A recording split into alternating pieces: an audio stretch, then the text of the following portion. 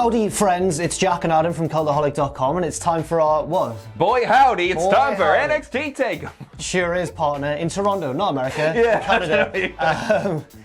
Because Sam's unavailable this weekend, so you're stepping in for a good old predictions contest. I can't bloody wait. 2.5, 3 hours tops, lovely stuff. Each and every match really good, you know it's going to be. Yeah, stories there, not a bloated card, no matches that I don't want to see, it's all good stuff. It's all the meat. It's all very lean, and we're going to be making our predictions. And join us as well, because it'll be a live stream on Saturday night. And as always, there will be a punishment at the end of this predictions contest, depending on who loses.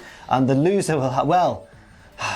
Take it off. Take it off. So you can vote for the SummerSlam prediction. That's on patreon.com right now.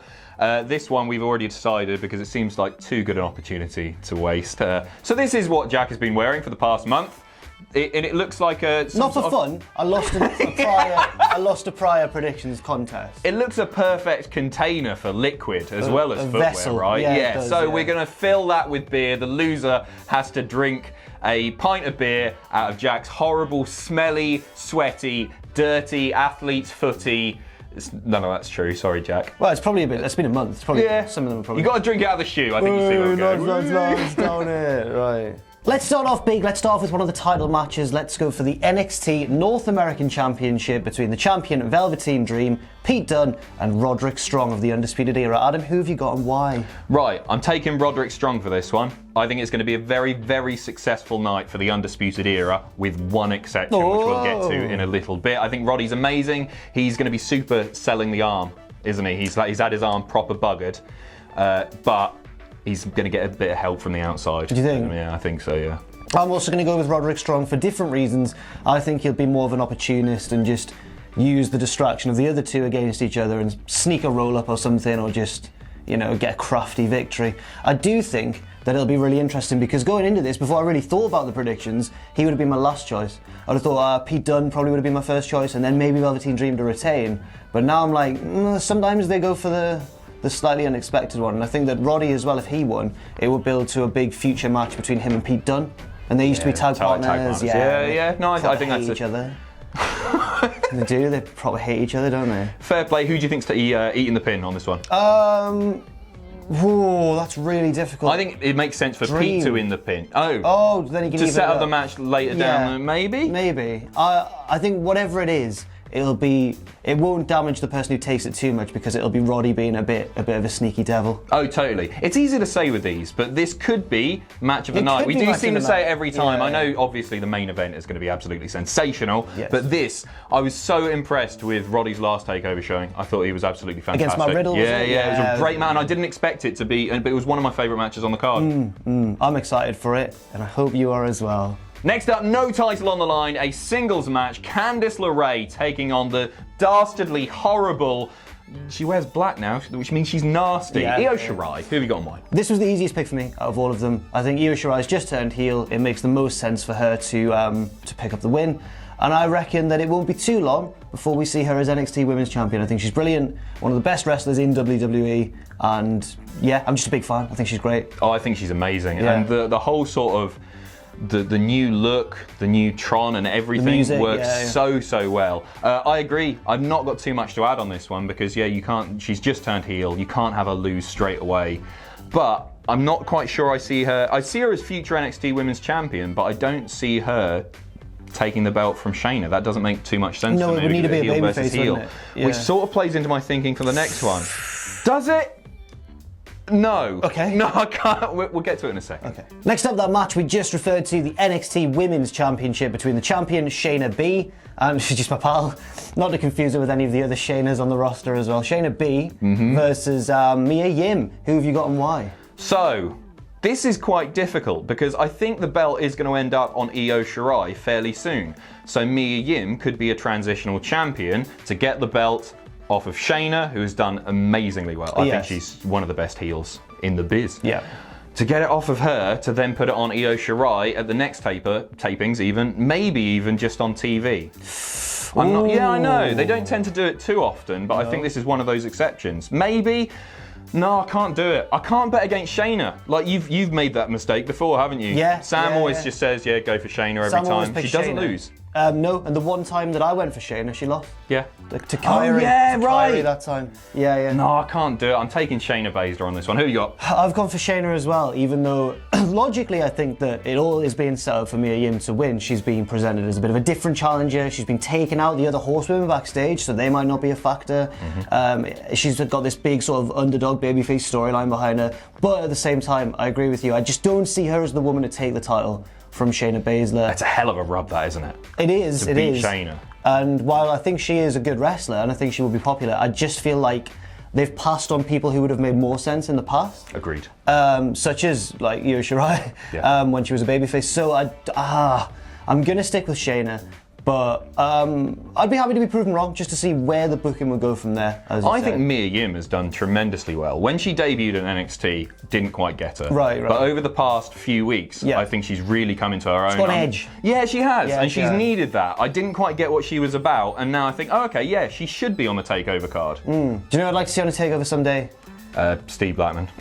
Apart from Steve Blackman. Go on. So, I don't know what his new ring name is, but it is Stokely Hathaway, the manager. It's really funny. He still hasn't found his CD player as far as I know on Twitter. And he's got that giant now. Yes! Have you seen him? Mummy. Yeah, I know. That guy. If he was stood that side of you, it would look quite it'd be like a Russian doll. How tall is it? Is it like 8? He's 7'3". Is it 7'3"? I think he's 7'3". 8 foot. 8 foot was probably a bit of a shout, wasn't it? He'll be billed at 8 foot. Yeah, that's fine. They had an argument on Twitter. Yeah. Stokely was like, "I'd beat your ass if you weren't so big." He got a chair and stood on it. He was annoyed at him because he'd eaten his cheesecake. That's really good. Next up for the NXT Tag Team titles, it's the Street Profits, the champions, taking on the Undisputed Era. I have to position my fingers. I did that. Did you do it? Camera, yeah, I was like, I can't. You go ahead while I try and figure this out. Oh, who have I got and why? Yeah, that's how this works. I'm going to go for the Undisputed Era. I really fear for the Street Profits, Adam. Really fear for them a lot. Bit of a wank title reign, isn't it? They're one of my favourite tag teams around, and despite that, I think that they might be in a bit of trouble just because of how they've been positioned on the main roster. I think that Vince just doesn't quite get them. My understanding is that they're using them on the main roster with no plans of calling them up soon. That's just an advert for NXT, is what I've heard. That makes a bit more sense. Which is nice as well. Because they've got the belts on them. Yes, But they never mention NXT. They just talk about what's happening on Raw. Can you believe what happened to Seth Rollins the other day? I don't know. But I think that they're going to lose because I sort of agree with your point about all the Era doing well, apart from one. I now wonder who that... But I think that the Era will win them back, and I think that the Street Profits might be in a bit of trouble. So I'm going to go for the Undisputed Era. What about you? Yeah, I'm taking the Undisputed Era here as well. They're sort of, in my mind, I can picture them with all the gold. It's something that we've wanted to see for quite a long time. But I think they know that we want to see that, so they're not going to give us that. Ooh. Even though it'd be great, because especially with quite recently on NXT TV, Adam Cole did the hey, it's the Undisputed Era show, basically. And he had the new intro video and all of that stuff. And I thought, hey, that would be even cooler if he backs up his words and they all win the belts. And that would be cool. But I don't think they're going to give us that. I agree, I'm worried about the Street Profits as well. Especially if they're not getting called up soon, because where do they go from here? I don't know. And one thing that NXT are normally good at, actually, is when someone loses the belt, they often do still make them relevant or still keep them around for a bit longer than you'd even expect. So maybe we'll still see some good stuff from the Street Profits, but I think that they're in a bit of trouble here. If they win, then I think that's really galvanised their reign. I think they'll look great then, because they'll have beaten the Undisputed Era. But I'm not sure if they will. If they don't, one of the most forgettable tag title reigns in NXT history. It's going to be that bad, isn't it? Sad but true, yeah. And finally, the NXT Championship match, what we presume will be the main event, between Adam Cole, Baby, and Johnny Gargano, with a 2 out of 3 falls stipulation, right? They've picked one stipulation each. There's going to be no DQ or street fight or whatever. There's going to be a singles match, and then if the what a fun stip. Go on. If the scores are tied, going into the final one, which they almost certainly will be. Imagine if they don't. Cole just wins 2-0. Yeah. Then William Regal comes out and decides the last stipulation for the final 4. Oh, who have you got and why? This is really tough, isn't it? Yeah. Because I can't picture what that third stipulation is going to be if we get there, which we must do. So I'm taking Gargano on this one. Ooh. Because I think that they're going to tease us with the Undisputed Era holding all the gold thing, and then Adam Cole is going to be the one to fail there. However, there are also reports of Tommaso Ciampa soon making a return, and I think he's going to pop up at the end, and we're going to end up getting set up Gargano versus Ciampa for the final chapter where Tommaso Ciampa will get Goldie back. Who have you got? I have gone for Tommaso Ciampa. He's done it! He's done it! Yes!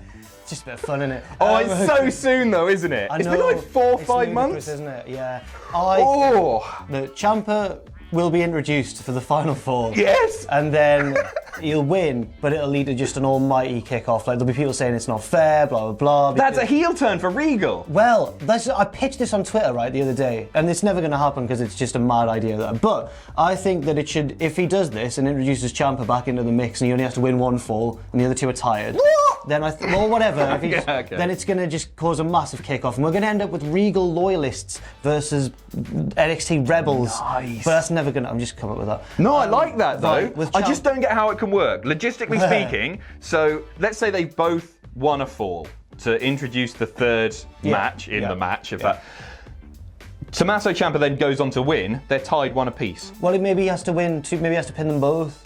Okay. And yes, he's fresh, so he's got an advantage, but he never lost the belt. I like your balls. He never lost the belt. I like your balls a lot on this one. I think that makes it very exciting. Right. It just seems so soon, as I say. He's not been away for that long. There was that leaked document that said that his expected return is in, I think, mid-August. So now seems like a sensible time for him to come back. But him being in that match... So soon, isn't it? It's so soon. Oh! I think I've gone with my heart here, but if I was actually being sensible, I do think yours is a good pick of him coming out at the end to set up Gargano and Ciampa. But I think that in that future match, should that happen, I think Gargano would win, because he never really got the final victory over Ciampa, did he?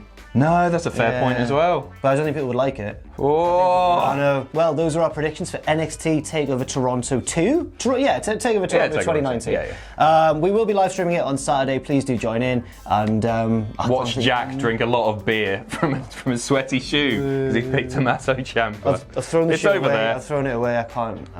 Come on, Ciampa. I believe in you.